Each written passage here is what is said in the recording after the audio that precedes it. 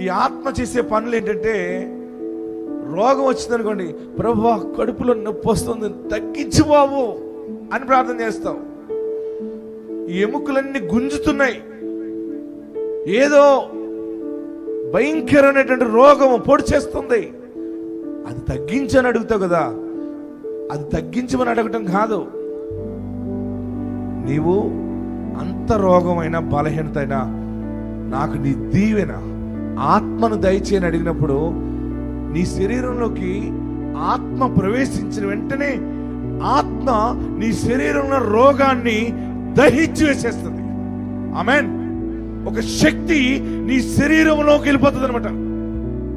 అందుకనే మనం చేతి నుంచి ప్రార్థన చేసినప్పుడు దేవుని ఆత్మ ప్రజల మీదకి వెళ్తుంది, అందుకనే రోగులు బాగుపడుతున్నారు. హల్లెలూయా.